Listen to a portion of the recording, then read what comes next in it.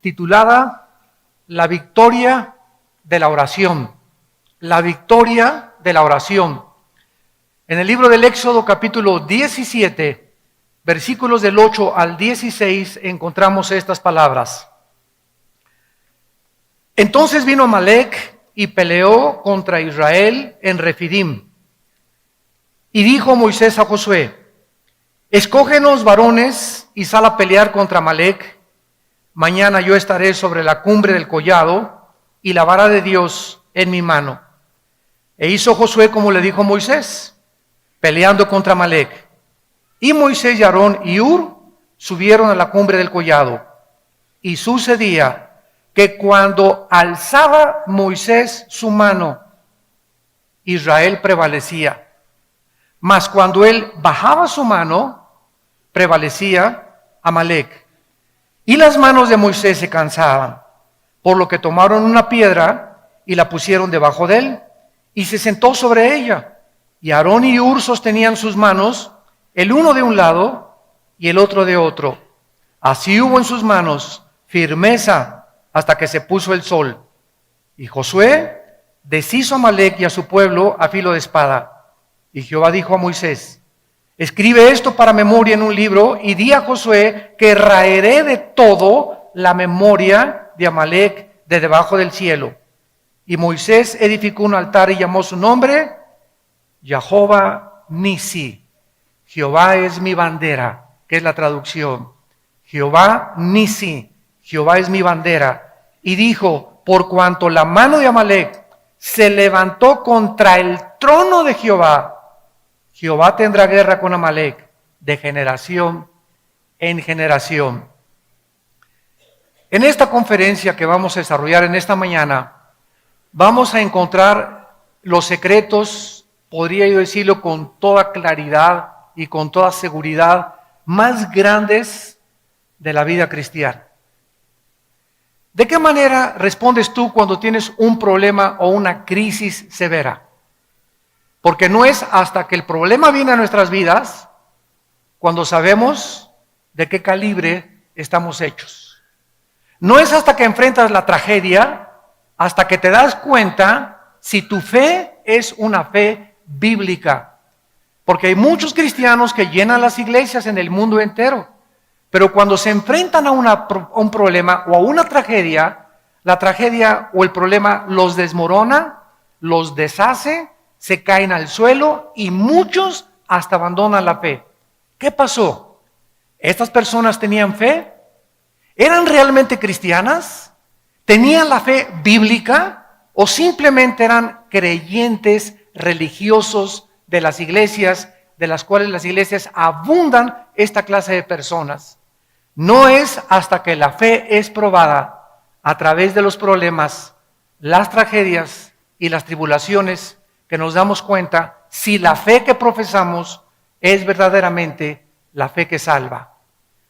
Cuando tú tienes un problema o enfrentas una crisis, ¿te enojas? ¿O eres de las personas que avientas todas las cosas desesperados en tu casa y comienzas a gritar: cállense, nadie se me acerque, porque te salió el hombre Hulk por dentro? ¿O recurrimos algunas personas a anestésicos, como en las películas, que tienen un problema, una crisis, y se preparan su copa de whisky o su copa de tequila para mitigar el dolor, para calmar la ansiedad, o un toque de marihuana, o un pericazo de cocaína, etcétera, etcétera? ¿O eres una persona que cuando enfrenta la crisis y el problema, no recurres a ninguna de estas cosas, no te exaltas, simplemente caes de rodillas y lloras y en angustia derramas tu corazón delante de Dios? Dios mío, pasó esto, pasó aquello, y aquí no me voy a levantar hasta que yo tenga paz y me llenes de tu espíritu y la tranquilidad que Dios me da, que esto que me está pasando es para mi bien. Ahorita no entiendo por qué pasó este problema, pero sé por fe que es para mi bien, Señor, porque tú tienes un plan perfecto para mi vida, y si tú diste tu vida por mí, ¿cómo no me darás todas las cosas? Y en ese momento la paz que sobrepasa todo entendimiento guardará tus pensamientos y tu corazón en Cristo Jesús. ¿Has experimentado este poder de Dios ya en tu vida? ¿Has atravesado estas crisis y has probado a Dios en esas crisis en lugar de tomar la puerta falsa?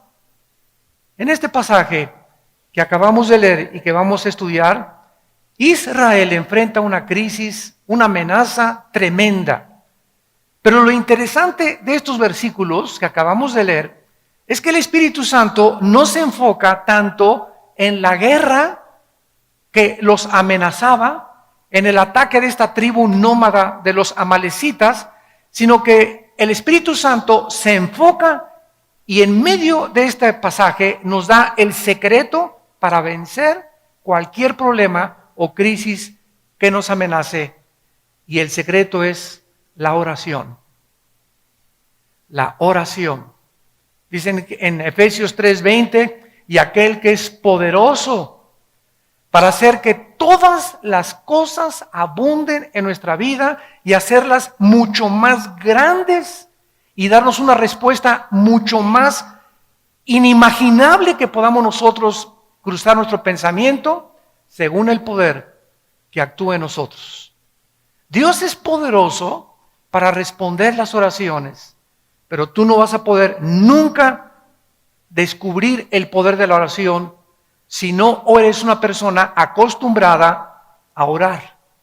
Y a orar por tus problemas, por los de tu matrimonio, por los de tus hijos, por los económicos, por el de salud. Cuando nosotros no somos personas de oración todos los días, cuando las crisis vengan, las crisis nos van a hundir, nos van a devastar, van a sacarnos a muchos del camino y muchos perderán absolutamente la brújula para seguir siguiendo a Jesucristo. Veamos en primer lugar el versículo 8 y 9 y comencemos a estudiar este pasaje. Y dice, entonces vino Amalec y peleó contra Israel en Refidim. Lo primero que tenemos que entender es lo siguiente: los amalecitas fueron la primera tribu que atacó a Israel saliendo de Egipto. En cuanto salieron de Egipto, venían hacia la tierra de Canaán. Y en el intermedio, entre Egipto y la tierra de Canaán, estaba el desierto. Los amalecitas eran una tribu nómada. Eran salvajes, sanguinarios, descendientes de Esaú. Eran primos de los judíos. Los amalecitas tenían el conocimiento de que ese pueblo que estaba atravesando Israel y que se dirigía a Canaán era el pueblo de Dios. ¿Cómo lo sabían? Por Esaú, porque ya Dios a Jacob le había dado las promesas de la tierra prometida. Esaú era hijo de Jacob y se había transmitido la promesa de Dios a través de las generaciones.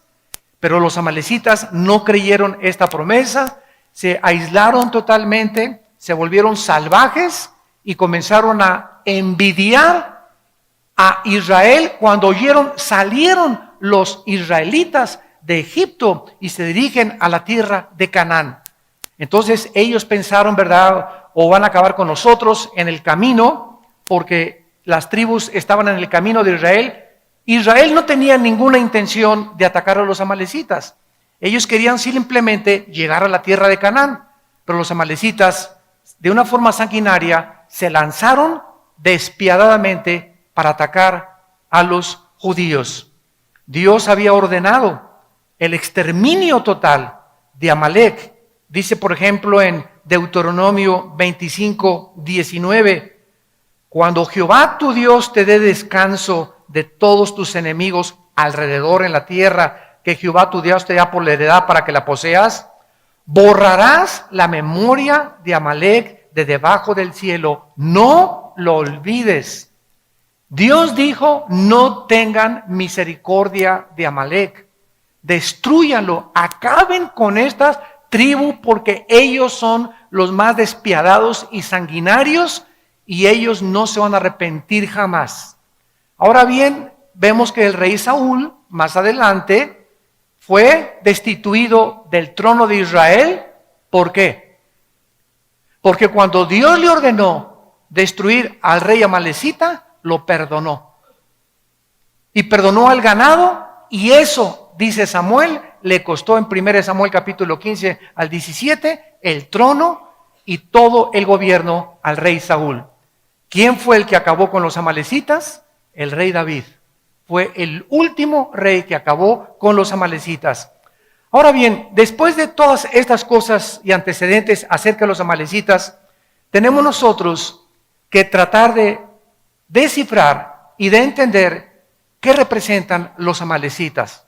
Porque todas las cosas en el Antiguo Testamento son un símbolo, una representación de algo en el Nuevo Testamento.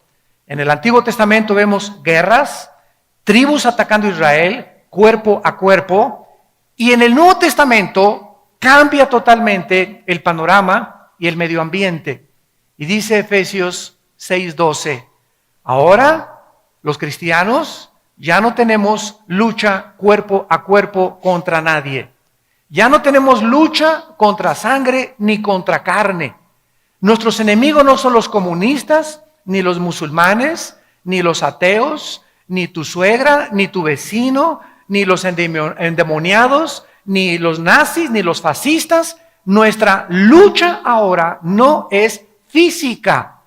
Tenemos que entender los cristianos que ahora estamos luchando contra potestades espirituales, contra gobernantes que controlan el espacio, los gobiernos y las mentes de las personas, contra gobernadores de las tinieblas, contra huestes, ejércitos, pero de millones de criaturas que Cristo les llamó demonios.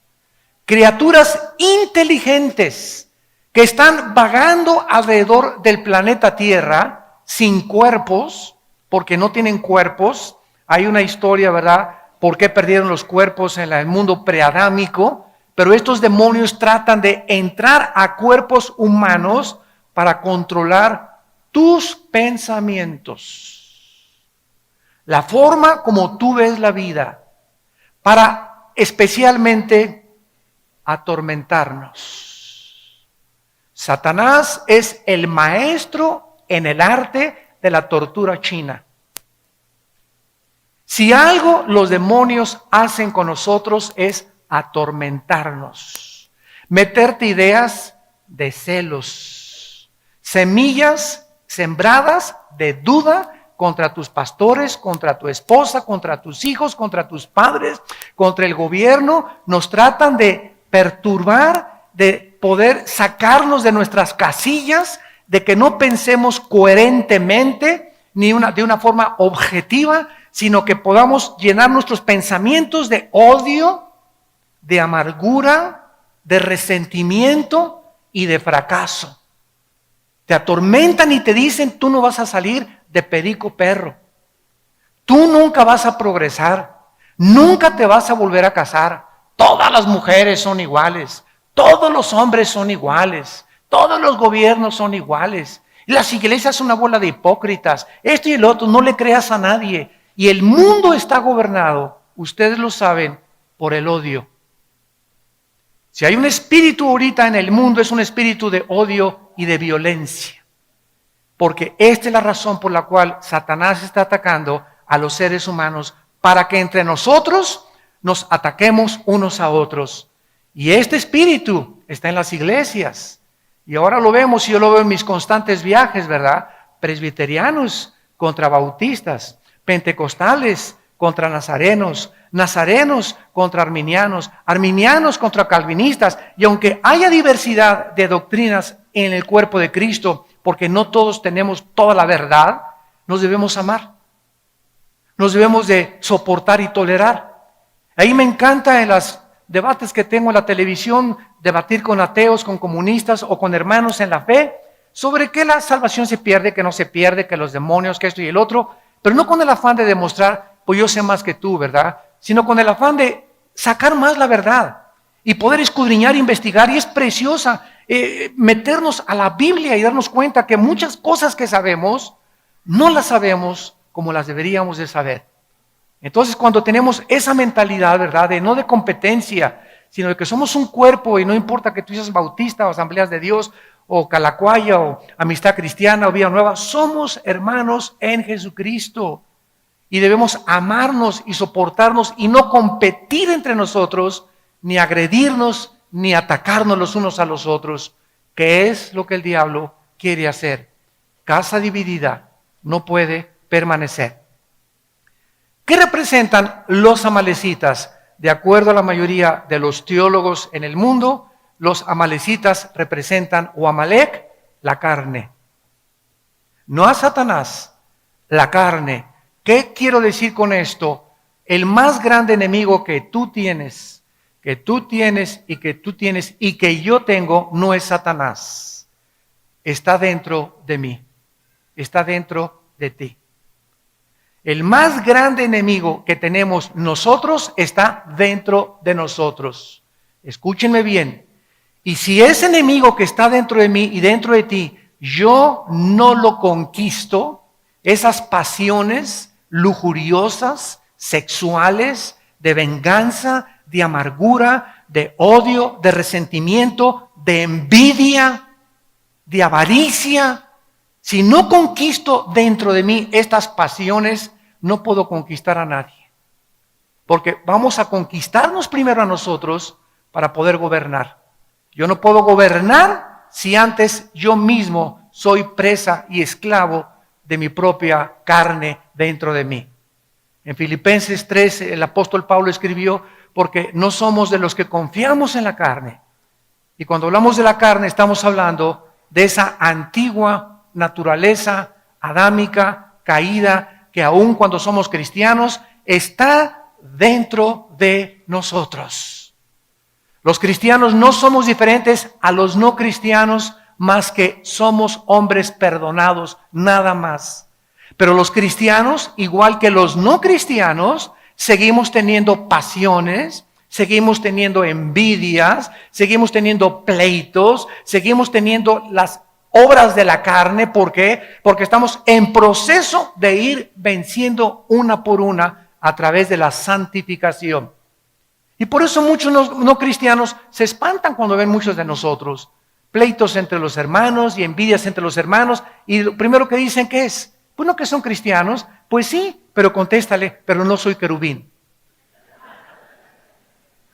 Entonces, tratemos, ¿verdad?, de entender esto. Somos personas. Los no cristianos tienen igual que nosotros, pero los cristianos tenemos dentro de nosotros el poder de Dios, que los no cristianos no tienen. El poder de Dios para vencernos a nosotros mismos. Dice en Santiago 4, resiste a Satanás y entonces él huirá de ti. Y más adelante dice, ¿verdad? Dios resiste a los soberbios y le da gracia a los humildes. Entonces, fíjate lo que dice Santiago 4. Si yo quiero resistir a Satanás, no tengo que atacarlo en el nombre te vengo a echar y por aquí, por allá, menos que haya un endemoniado, pero no luchar así, que se han juntado cristianos, hasta el Popocatépetl fueron a sacar demonios al Popocatépetl, ¿no? Y para que ya no eruptara bueno, tantas cosas que hacemos, ¿verdad? Tan locas. En lugar de eso, dice la Biblia que la forma en la que yo impido que Satanás entre a mi vida, en la forma en la que yo impido que Satanás me ataque, es siendo humilde. Dios da gracia a los humildes, resiste a los soberbios. Y nosotros resistimos a Satanás y confiamos en Dios. Entonces, para que podamos nosotros resistir a Satanás, tenemos que ser humildes. Y de eso se trata el estudio que vamos a desarrollar a continuación. Vamos a ver, en primer lugar, tres cosas importantes en este ataque de los amalecitas. Número 1, este ataque que le lanzaron a Israel fue cruel y salvaje. Dice Deuteronomio capítulo 25. Fue un ataque cruel y salvaje.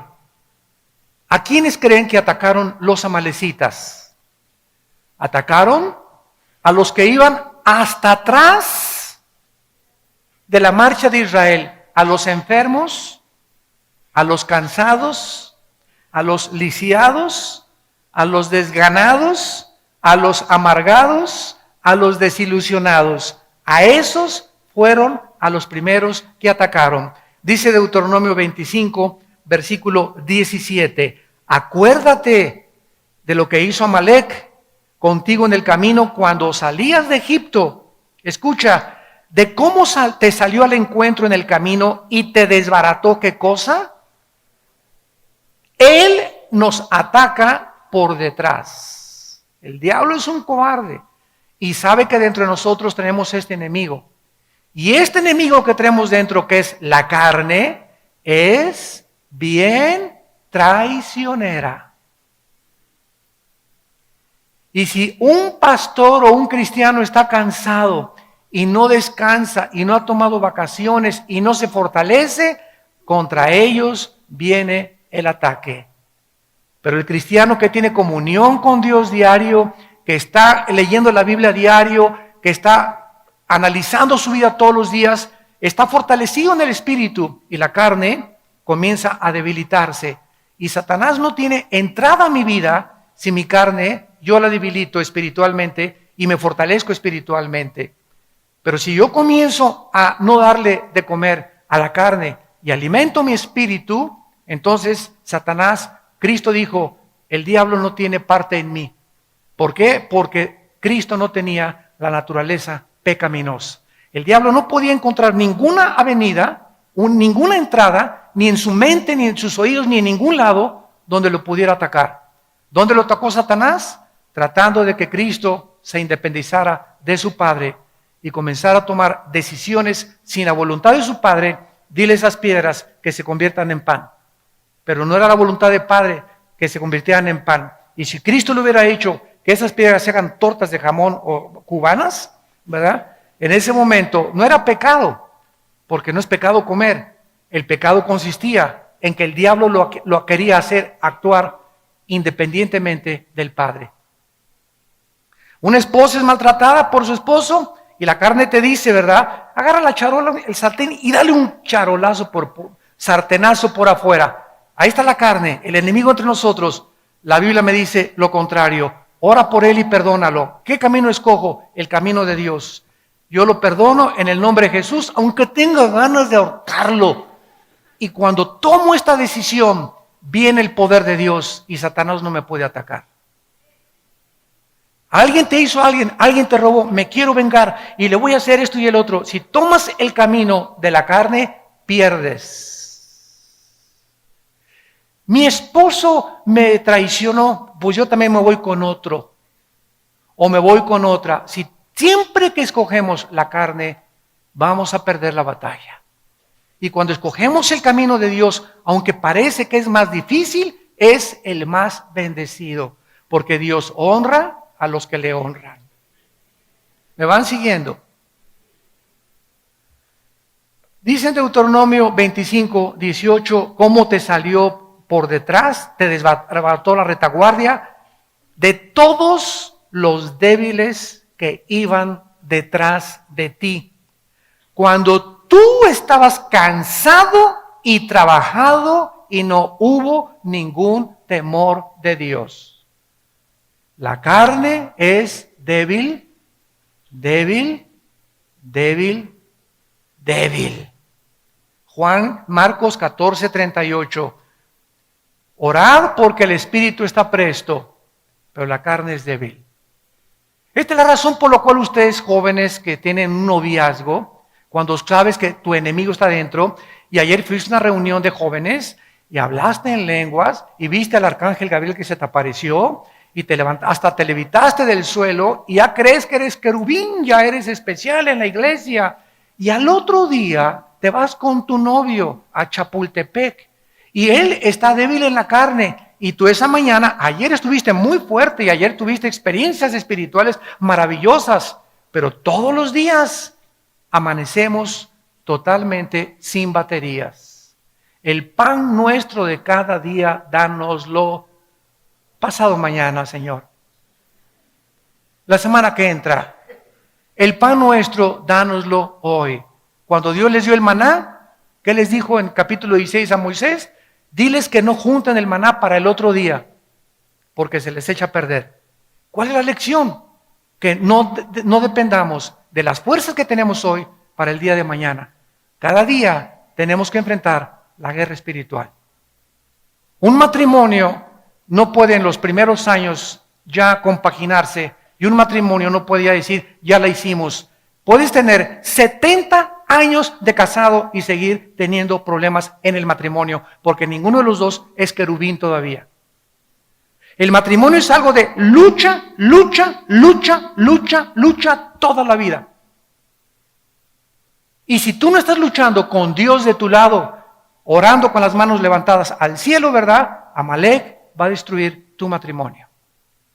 Porque te va a comenzar el diablo que esa mujer no es para ti. Te va a comenzar que tu esposo tiene cara de ardilla. Y que puedes tener una persona con cara de Sylvester Stallone, ¿verdad? Y comenzamos con esas ideas por causa de que comenzamos a creer que podemos vencer y tener victoria sin una vida de oración. Esta ha sido siempre la estrategia de Satanás. Satanás no puede atacarnos más que a través de nuestra carne. Es la carne la que tenemos que crucificar. Es la carne la que tenemos que hacer morir. Es la carne la que Él usa para poder manipularnos y controlarnos.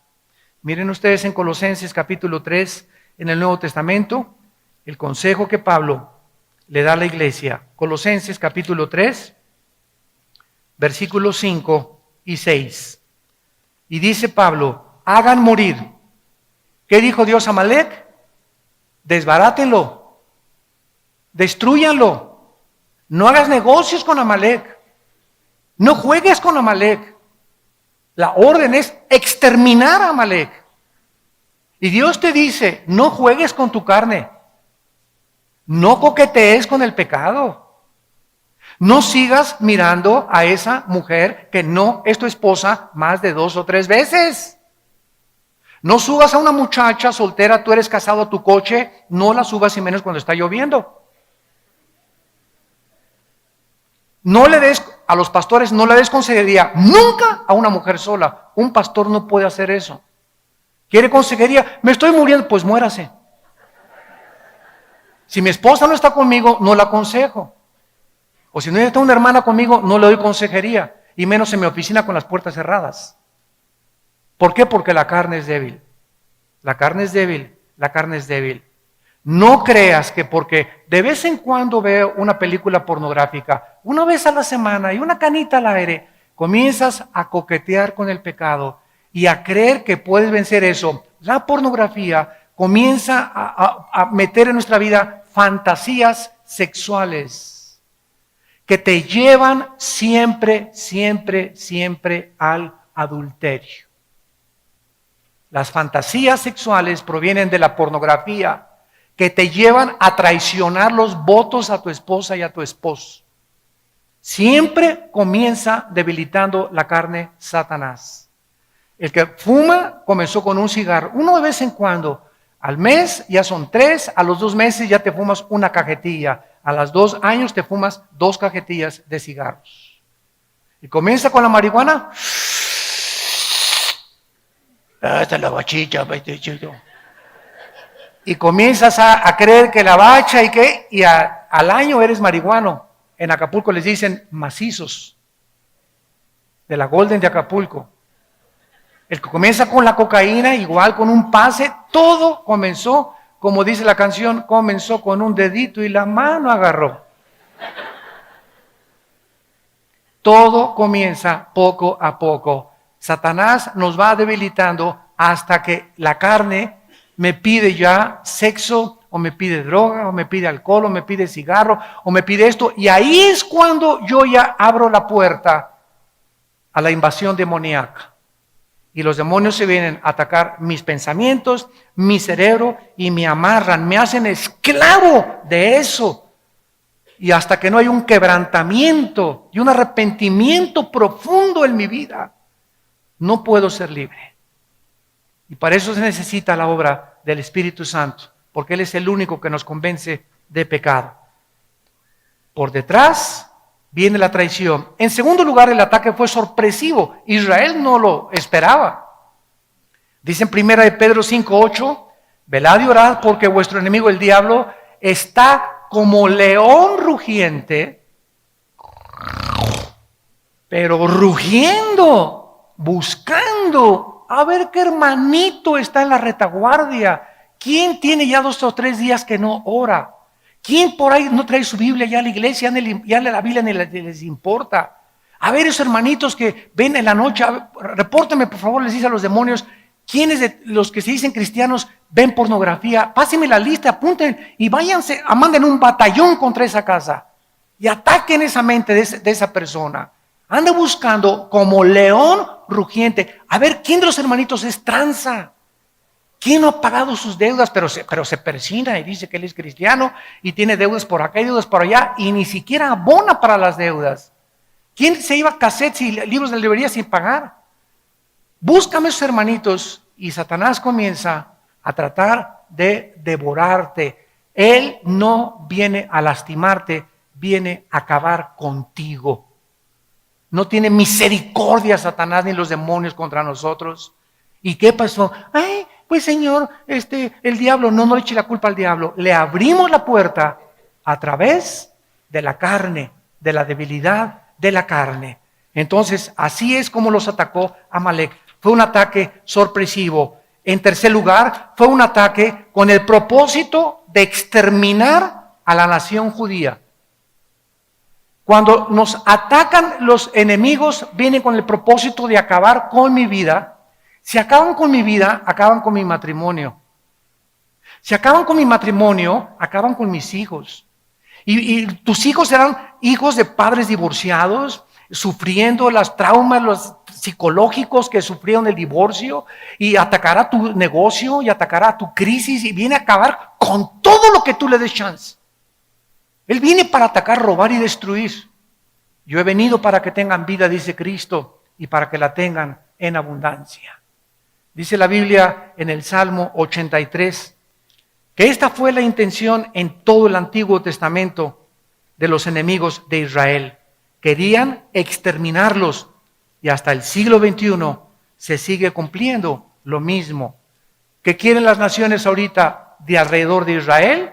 La guerra del 67, la guerra de Yom Kippur del 73, la guerra del 81 y los demás ataques que les han lanzado, exterminar a los judíos. ¿Qué dijo el presidente de Irán, Ahmadinejad? Queremos borrar del mapa a Israel. ¿Por qué ese odio? O sea, ¿por qué Hitler quiso borrarlos del mapa?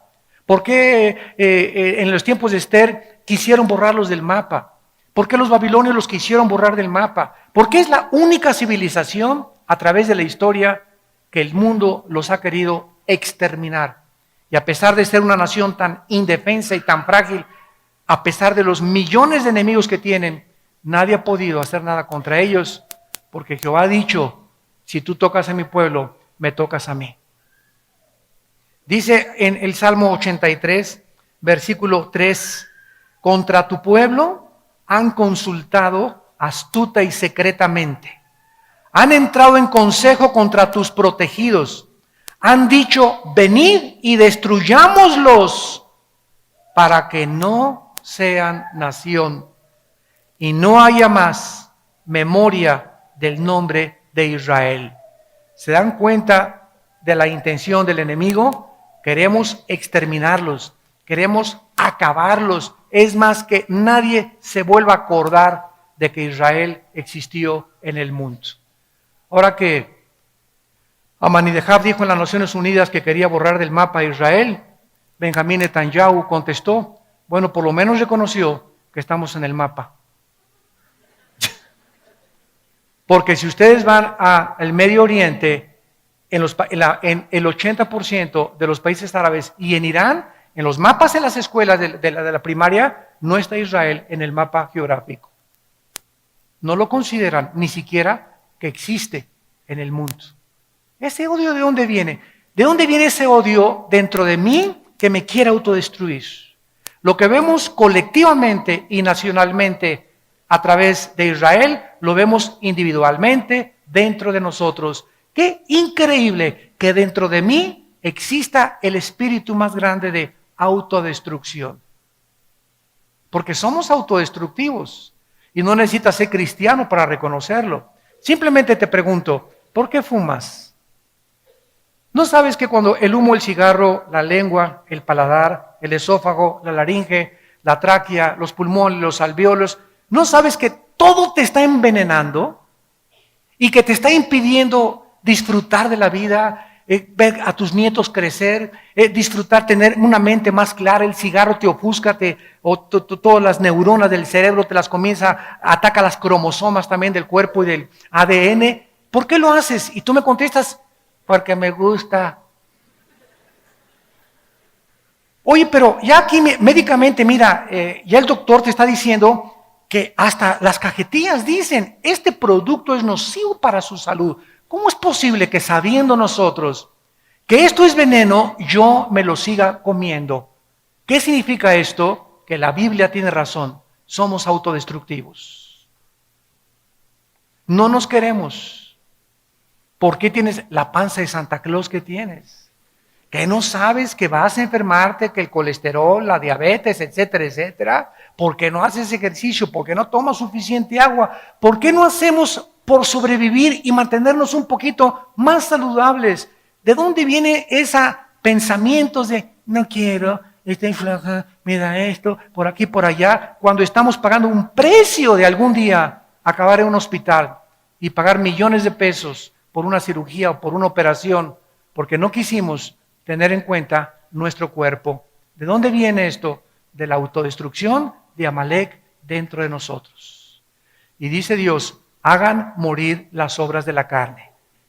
Inmundicia, fornicación, malos pensamientos, cosas por las cuales, ya lo leímos en Colosenses, viene la ira de Dios. Dios dijo, yo estoy enojado contra Amalek.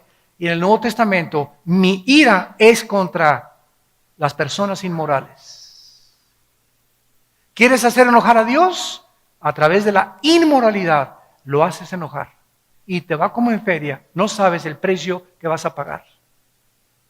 ¿Por qué? Porque va a destruir tu vida. La pornografía es como una termita que se mete entre nosotros y nos deshace moralmente.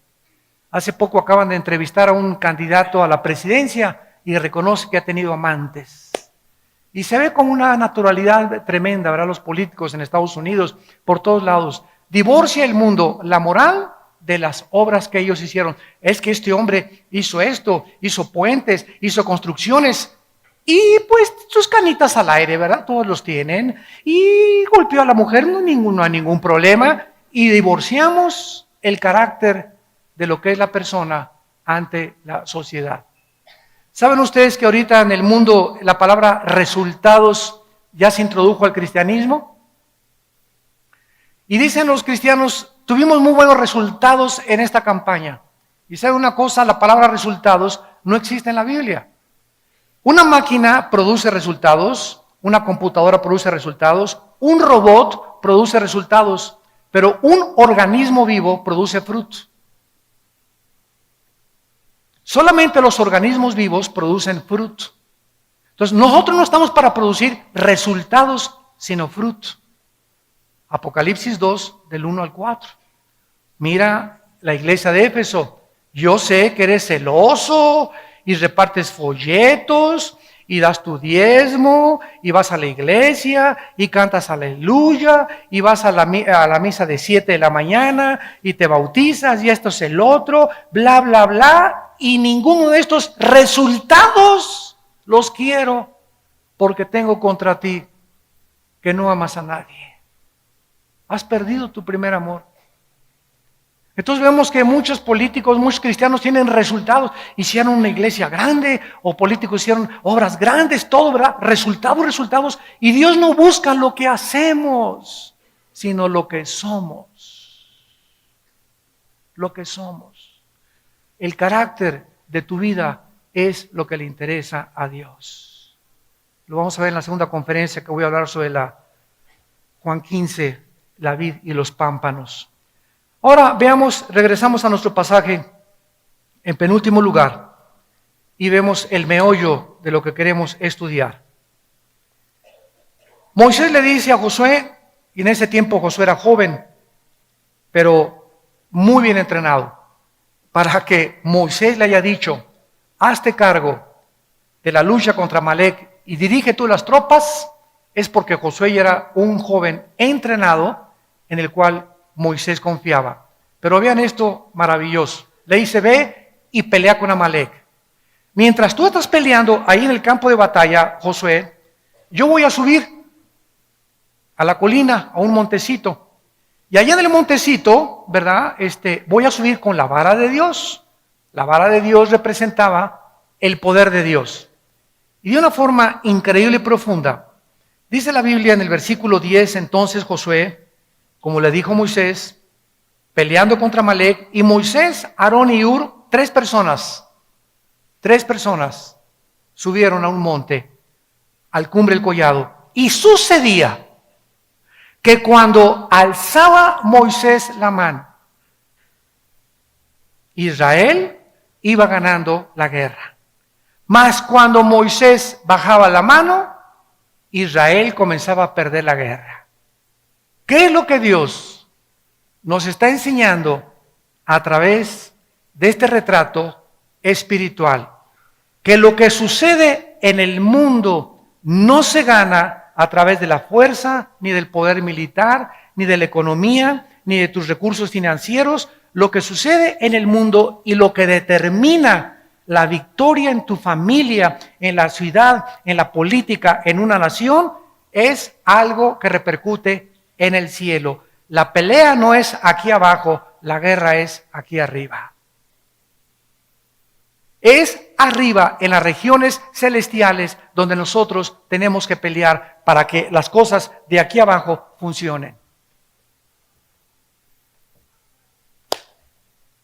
Santa Virgen de la Macarena. Nuestra guerra es espiritual.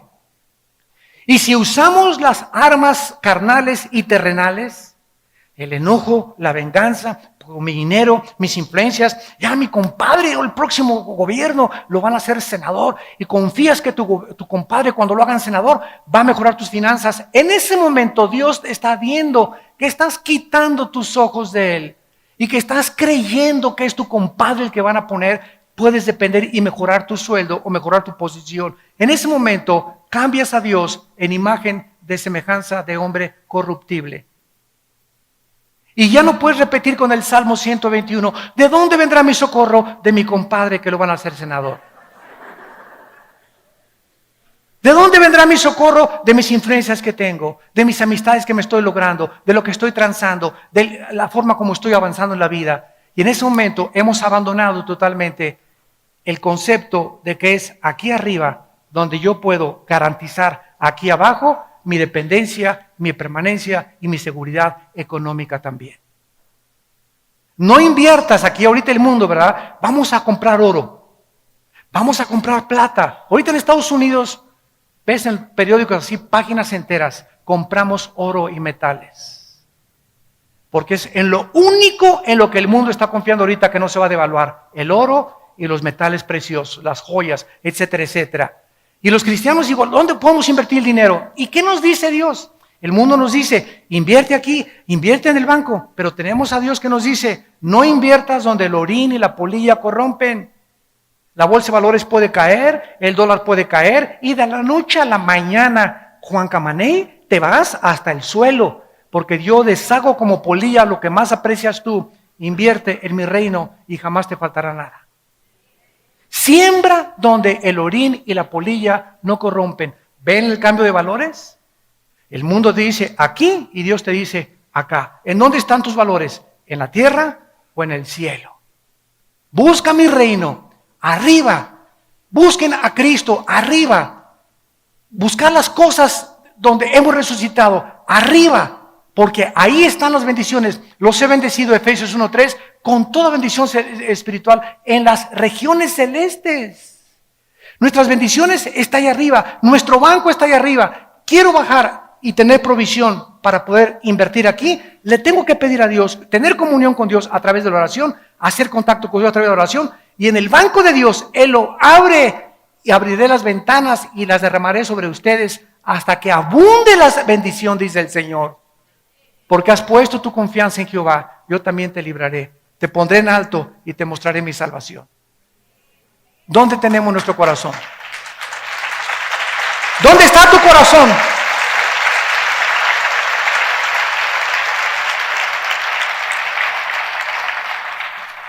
Dice en Proverbios capítulo 21. Proverbios capítulo 21. Y estos conceptos, hermanos amados, espirituales, tienen que ser una realidad en tu vida. Para que salgas del pozo de la desesperación. Para que salgas de esa vida de aflicción, de tormento, de pobreza extrema, donde yo no voy a salir nunca de perico perro y así me hizo Dios y así me voy a morir. Tienes que cambiar tu manera de pensar y poner tus ojos y entender en dónde está la guerra, en dónde tenemos que pelear. Dice Proverbios 21, versículo 30 y 31, no hay sabiduría. No consultes a los astrólogos ni a los eruditos científicos y matemáticos, políticos, antropólogos. No hay sabiduría en este mundo. No hay inteligencia, ni Stephen Hawking, ni Sócrates, ni nadie. Ni consejo. No hay nadie que te pueda aconsejar mejor que Dios. El caballo se alista para el día de la batalla, mas Jehová es el que da la victoria. Nos podemos preparar y hacer esto y planes, pero no van a depender de mis planes, de mis relaciones, de mis recursos. Va a depender de mi relación con Dios. Todo viene de arriba. Vean ustedes ahora Salmo 33, versículo 16 y 17. Y dice así, Salmo 33. Del 16 al 17. Vano para salvarse es el caballo. La grandeza de su fuerza a nadie podrá librar. He aquí el ojo de Jehová sobre los que le temen, sobre los que esperan en su misericordia, para librar sus almas de la muerte y para darles vida en tiempo de hambre. Santos de Dios, ¿cuál es el propósito por el cual Dios escogió a Israel? Él hubiera escogido a los italianos, a los mexicanos. Ellos no son mejores que nosotros, no son más inteligentes que los árabes. Simplemente Dios escoge a un pueblo en un punto geográfico de la tierra para que la atención del mundo se enfoque en ese pueblo y veamos en ese pueblo los milagros de Dios, de sobrevivencia de ese pueblo, a pesar de que todas las circunstancias estaban y han estado siempre en su historia en su contra. En la guerra del 67, los 7 días del 1 al 7 de junio de 1967, los rodearon 20 millones de árabes, a los judíos. En la ley de las probabilidades, matemáticamente tenían 10 a la 12ª potencia de probabilidades de salvarse, que es infinitamente imposible. No había posibilidad de que se salvaran, eran demasiados contra ellos. Y en 6 días los judíos hicieron una obra de la milicia y un ataque, y la forma como respondieron, que ningún experto militar ni los jefes de West Point en Estados Unidos han podido decir cómo es posible que hayan podido sobrevivir. Y todavía el 7º día, ¿por qué creen que terminó en 6 días? Porque el 7º tenían que descansar. Hasta con eso, ¿verdad? Entonces, simplemente Israel es un ejemplo nada más del poder de Dios. Y ahora Israel está en la banca. Se van a seguir cumpliendo las profecías. Ahora Dios ha tomado un pueblo de judíos, griegos, italianos, mexicanos. Ahora ya no hay judío, no hay gentil. Ahora somos nosotros la iglesia. Y a través de nosotros Dios está mostrando la multiforme sabiduría que está en nosotros. Los ángeles, dice Efesios 3, están aprendiendo de nosotros. De la forma como reaccionamos, la fe que tenemos. Porque para los ángeles no hubo gracia. Los ángeles no conocen la misericordia. Ellos pecaron y los condenó Dios. No hubo gracia para los ángeles. ¿Por qué no hubo gracia para los ángeles? Porque ellos veían a Dios y nosotros somos un pueblo que no vemos a Dios. Estamos en desventaja a los ángeles y a los que mucho se les da, mucho se les pide. Ellos fueron criaturas que veían a Dios todos los días, cara a cara. ¿Cómo no iban a tener fe si no iban a ver a Dios? Nosotros somos un pueblo que no vemos a Dios, pero que creemos, y eso es lo que le agrada a Dios, que lo que creamos aunque no lo veamos. Simplemente creer lo que Él dijo en su palabra. Y esto es exactamente lo que sucedió con Amalek. ellos comenzaron a darse cuenta que no es con espada ni con ejército, sino con mi espíritu, dice el Señor. Moisés sube a orar a la colina y comienza a prevalecer. Lo que sucede en el campo de batalla determinó lo que Moisés hacía en la colina. Mi vida de oración va a determinar la felicidad de mi matrimonio. Mi vida de oración va a determinar la salud y la protección de mis hijos. Mi vida de oración y comunión con Dios va a determinar mi prosperidad en mi negocio. Porque Dios me quiere prosperar, Dios me quiere bendecir, no para enriquecerme a mí, sino para ser yo un canal con lo que Dios me da para bendecir más su obra. Porque Dios tiene que buscar canales de bendición. Podían bajar los ángeles y hacer la obra de Dios, y los ángeles construir iglesias, y los ángeles predicar el evangelio, pero a Dios le agradó a nosotros usarnos para su gloria. Es Dios el que quiere usar a la iglesia ahora. Y finalmente, vemos que Moisés también, dice la Biblia aquí en Éxodo, versículo 17, se cansaba. Versículo 12, Éxodo 17, 12, y las manos de Moisés se cansaban, por lo que tomaron una piedra. Deuteronomio 32, tú eres la roca. Efesios 2:20, la piedra es Jesucristo. Cuando Pedro le dijo a Cristo, tú eres el Mesías, el Hijo del Dios viviente. Y Cristo le contesta, tú eres Pedro, y sobre esta roca edificaré mi iglesia. No estaba diciendo que sobre Pedro, estaba diciendo sobre la roca que es Jesucristo. Sobre Él está, Él es la piedra del ángulo, no un hombre. Él es la piedra del ángulo, Él es la roca. ¿Qué simboliza esto? Que la vida nos cansa. ¿No es verdad? Yo llego, créamelo, en estos viajes que he tenido últimamente, llego así a mi casa, ya a la casa de ustedes donde vivimos, y llego cansado del avión, manejado, problemas por acá, esto y el otro, guerras espirituales, a veces problemas con los hijos, etcétera, etcétera, y cae uno así desguanzado, ¡paz! Y caigo, me pongo mis cojincitos para no lastimarme más mis rodillas, y ahí hincado, ¿verdad, Padre Santo? A implorar, a veces lloro ahí 15 minutos, 20 minutos, Señor, ya no puedo, Señor, y no quiero pensar ya en nada, Padre, ayúdame. Y conforme más tiempo oro y más tiempo oro, comienzo a sentir como me levanta algo sobrenatural. Y después de media hora, 40 minutos de estar con el Señor, como que de repente cambió todo el panorama y todo lo ves ya un poco más claro. ¿Por qué? Porque nos cansamos. ¿Quién no se ha cansado de vivir? ¿Quién no está cansado del matrimonio, de los hijos, del problema, del gobierno, de la economía? Todos nos cansamos, somos seres humanos. Necesitamos a Cristo. Vengan a mí todos ustedes, los que están trabajados y cansados, y yo los haré descansar. La roca sobre la cual Moisés se sentó representa a Cristo.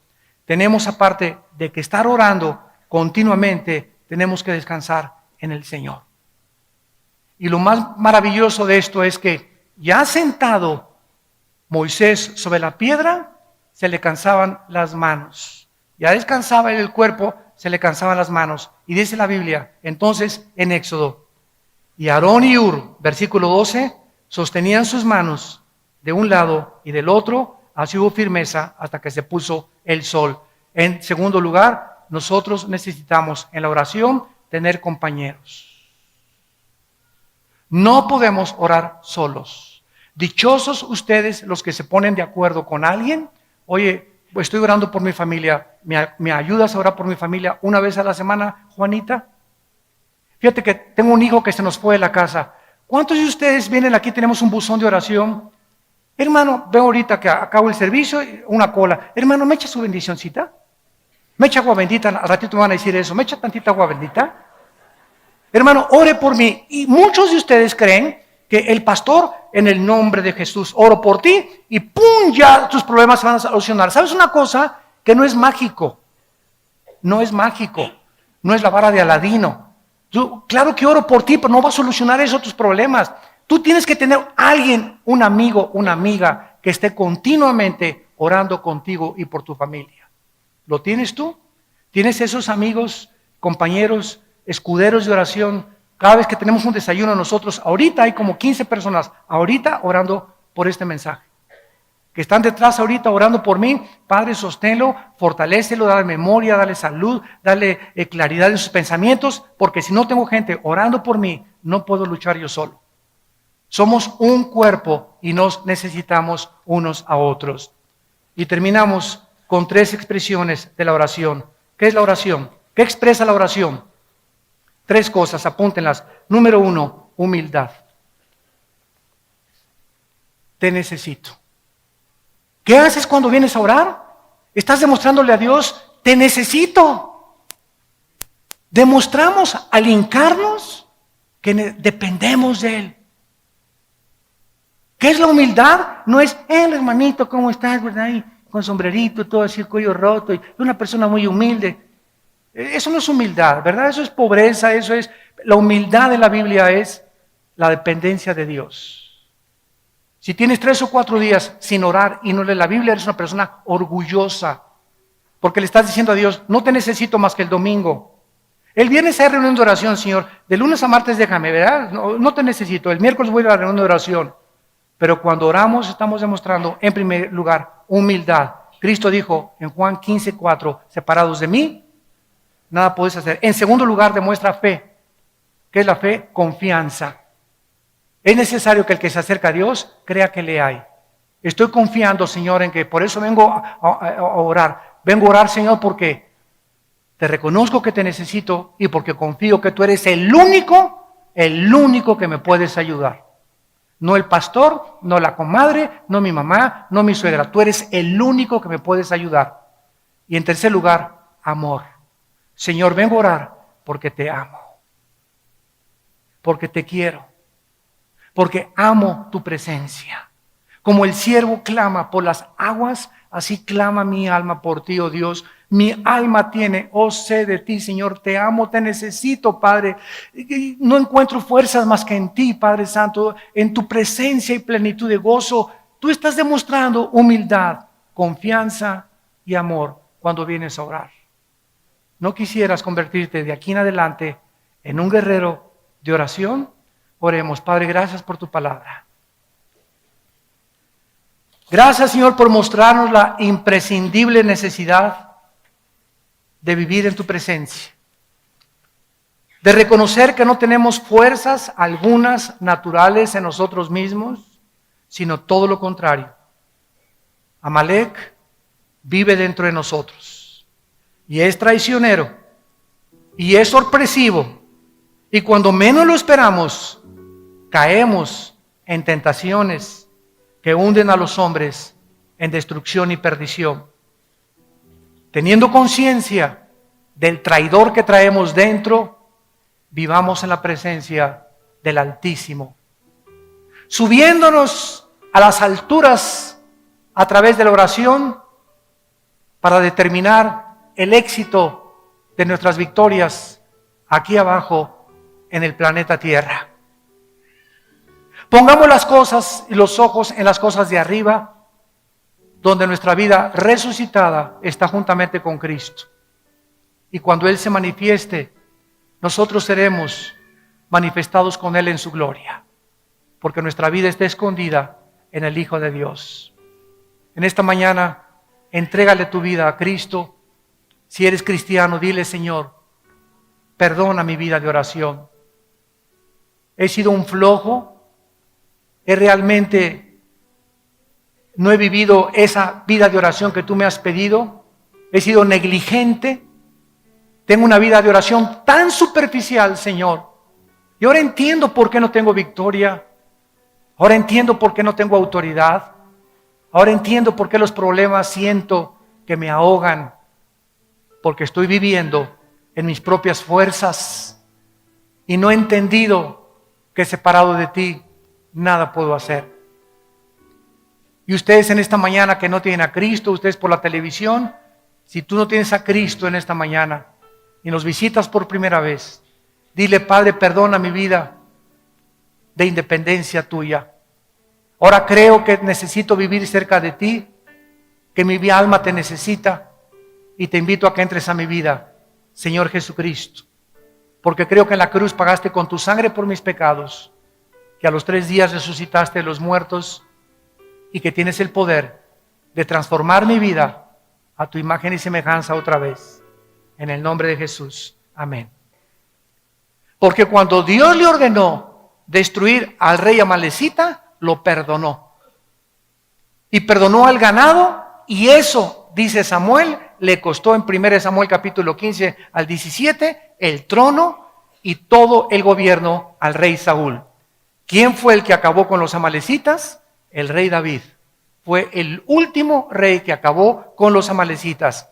Ahora bien, después de todas estas cosas y antecedentes acerca de los amalecitas, tenemos nosotros que tratar de descifrar y de entender qué representan los amalecitas. Porque todas las cosas en el Antiguo Testamento son un símbolo, una representación de algo en el Nuevo Testamento. En el Antiguo Testamento vemos guerras, tribus atacando a Israel, cuerpo a cuerpo, y en el Nuevo Testamento cambia totalmente el panorama y el medio ambiente. Dice Efesios 6:12. Ahora, los cristianos ya no tenemos lucha cuerpo a cuerpo contra nadie. Ya no tenemos lucha contra sangre ni contra carne. Nuestros enemigos no son los comunistas, ni los musulmanes, ni los ateos, ni tu suegra, ni tu vecino, ni los endemoniados, ni los nazis, ni los fascistas. Nuestra lucha ahora no es física.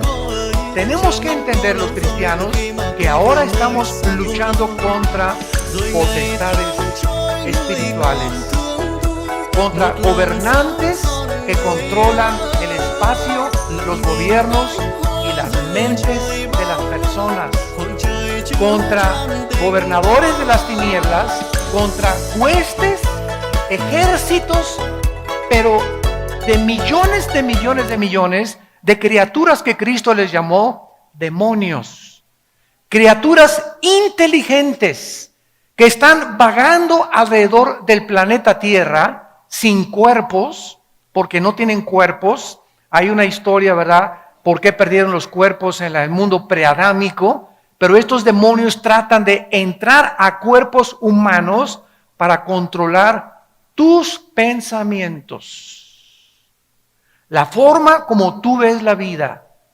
para especialmente atormentarnos. Satanás es el maestro en el arte de la tortura china. Si algo los demonios hacen con nosotros es atormentarnos, meterte ideas de celos, semillas sembradas de duda contra tus pastores, contra tu esposa, contra tus hijos, contra tus padres, contra el gobierno. Nos tratan de perturbar, de poder sacarnos de nuestras casillas, de que no pensemos coherentemente ni de una forma objetiva, sino que podamos llenar nuestros pensamientos de odio, de amargura, de resentimiento y de fracaso. Te atormentan y te dicen: tú no vas a salir de perico perro, tú nunca vas a progresar, nunca te vas a volver a casar, todas las mujeres son iguales, todos los hombres son iguales, todos los gobiernos son iguales, y las iglesias son una bola de hipócritas, esto y el otro, no le creas a nadie. Y el mundo está gobernado, ustedes lo saben, por el odio. Si hay un espíritu ahorita en el mundo, es un espíritu de odio y de violencia. Porque esta es la razón por la cual Satanás está atacando a los seres humanos, para que entre nosotros nos ataquemos unos a otros. Y este espíritu está en las iglesias. Y ahora lo vemos, y yo lo veo en mis constantes viajes, ¿verdad? Presbiterianos contra bautistas, pentecostales contra nazarenos, nazarenos contra arminianos, arminianos contra calvinistas. Y aunque haya diversidad de doctrinas en el cuerpo de Cristo, porque no todos tenemos toda la verdad, nos debemos amar, nos debemos de soportar y tolerar. Ahí me encanta en los debates que tengo en la televisión, debatir con ateos, con comunistas o con hermanos en la fe, sobre que la salvación se pierde, que no se pierde, que los demonios, que esto y el otro, pero no con el afán de demostrar, pues yo sé más que tú, ¿verdad? Sino con el afán de sacar más la verdad y poder escudriñar, investigar. Y es preciosa meternos a la Biblia y darnos cuenta que muchas cosas que sabemos, no las sabemos como las deberíamos de saber. Entonces, cuando tenemos esa mentalidad, ¿verdad?, de no de competencia, sino de que somos un cuerpo y no importa que tú seas bautista o Asambleas de Dios o Calacuaya o Amistad Cristiana o Vida Nueva, somos hermanos en Jesucristo y debemos amarnos y soportarnos y no competir entre nosotros, ni agredirnos, ni atacarnos los unos a los otros, que es lo que el diablo quiere hacer. Casa dividida no puede permanecer. ¿Qué representan los amalecitas? De acuerdo a la mayoría de los teólogos en el mundo, los amalecitas representan, o Amalek, la carne. No a Satanás, la carne. ¿Qué quiero decir con esto? El más grande enemigo que tú tienes y que yo tengo, no es Satanás. Está dentro de mí, está dentro de ti. El más grande enemigo que tenemos nosotros está dentro de nosotros. Escúchenme bien. Y si ese enemigo que está dentro de mí y dentro de ti, yo no lo conquisto, esas pasiones lujuriosas, sexuales, de venganza, de amargura, de odio, de resentimiento, de envidia, de avaricia, si no conquisto dentro de mí estas pasiones, no puedo conquistar a nadie. Porque vamos a conquistarnos primero a nosotros para poder gobernar. Yo no puedo gobernar si antes yo mismo soy presa y esclavo de mi propia carne dentro de mí. En Filipenses 3 el apóstol Pablo escribió, porque no somos de los que confiamos en la carne. Y cuando hablamos de la carne estamos hablando de esa antigua naturaleza adámica, caída, que aun cuando somos cristianos, está dentro de nosotros. Los cristianos no somos diferentes a los no cristianos, más que somos hombres perdonados, nada más. Pero los cristianos, igual que los no cristianos, seguimos teniendo pasiones, seguimos teniendo envidia, seguimos teniendo pleitos, seguimos teniendo las obras de la carne. ¿Por qué? Porque estamos en proceso de ir venciendo una por una a través de la santificación. Y por eso muchos no cristianos se espantan cuando ven muchos de nosotros. Pleitos entre los hermanos, envidias entre los hermanos, y lo primero que dicen que es, ¿uno que son cristianos? Pues sí, pero contéstale, pero no soy querubín. Entonces, tratemos, ¿verdad?, de entender esto. Somos personas, los no cristianos tienen igual que nosotros, pero los cristianos tenemos dentro de nosotros el poder de Dios, que los no cristianos no tienen. El poder de Dios para vencernos a nosotros mismos. Dice en Santiago 4, resiste a Satanás y entonces él huirá de ti. Y más adelante dice, ¿verdad? Dios resiste a los soberbios y le da gracia a los humildes. Entonces fíjate lo que dice Santiago 4. Si yo quiero resistir a Satanás, no tengo que atacarlo en el nombre te vengo a echar y por aquí por allá, menos que haya un endemoniado, pero no luchar así, que se han juntado cristianos hasta el Popocatépetl, fueron a sacar demonios al Popocatépetl, ¿no? Y para que ya no eruptara y bueno, tantas cosas que hacemos, ¿verdad? Tan locas. En lugar de eso, dice la Biblia que la forma en la que yo impido que Satanás entre a mi vida, en la forma en la que yo impido que Satanás me ataque, es siendo humilde. Dios da gracia a los humildes, resiste a los soberbios. Y nosotros resistimos a Satanás y confiamos en Dios. Entonces, para que podamos nosotros resistir a Satanás, tenemos que ser humildes. Y de eso se trata el estudio que vamos a desarrollar a continuación. Vamos a ver, en primer lugar, tres cosas importantes en este ataque de los amalecitas. Número 1, este ataque que le lanzaron a Israel fue cruel y salvaje. Dice Deuteronomio capítulo 25.